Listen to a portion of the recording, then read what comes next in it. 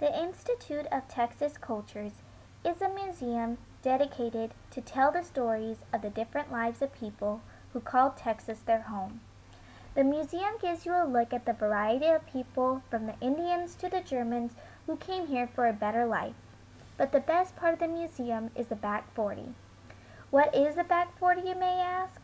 Well, let me give you a little insight. It's a collection of buildings that make up an 1800s community where you can be a part of what used to be Texas's old world.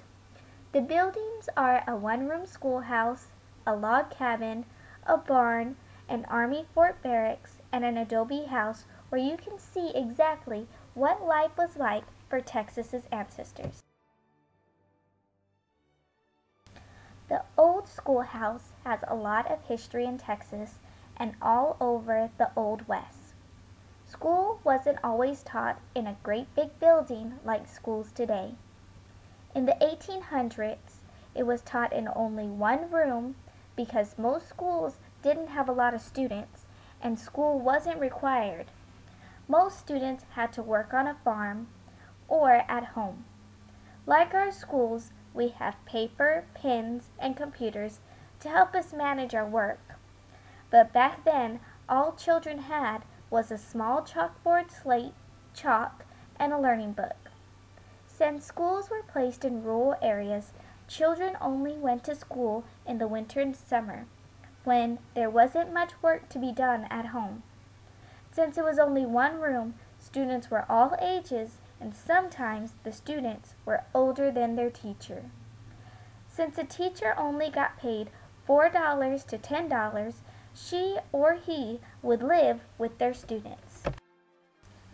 Since most people who came to Texas migrated here, they didn't use cars like we do today to travel. They used wagons. Wagons were a very important transportation tool.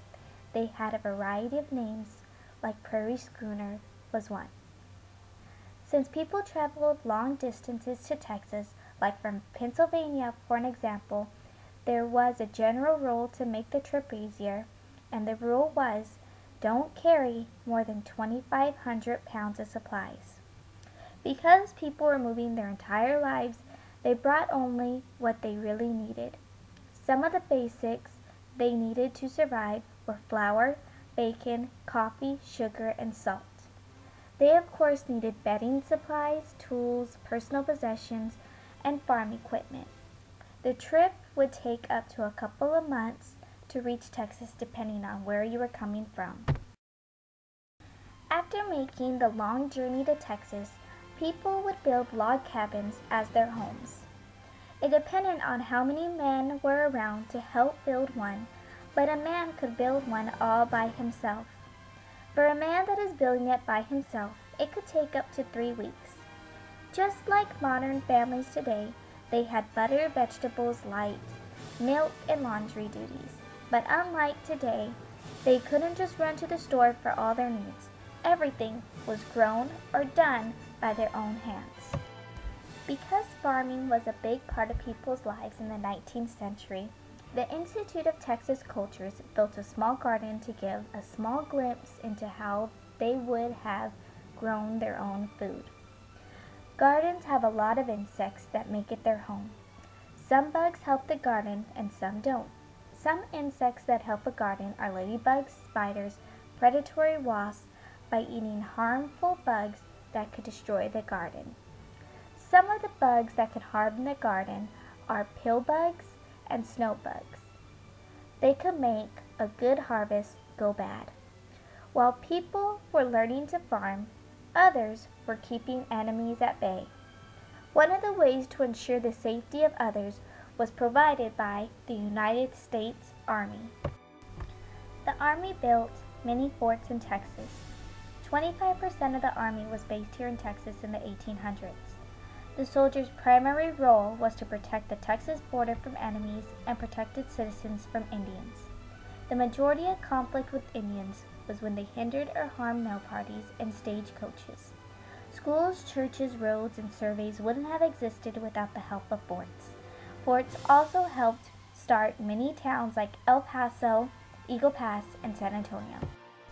Soon, a war in the 1800s would propel the United States into brotherly turmoil, better known as the Civil War. After the South was defeated and slaves were set free, a new way to make a living was thought of.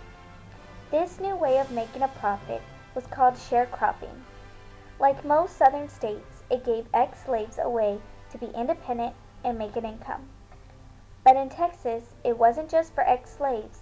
It also included poor whites and Mexican Americans.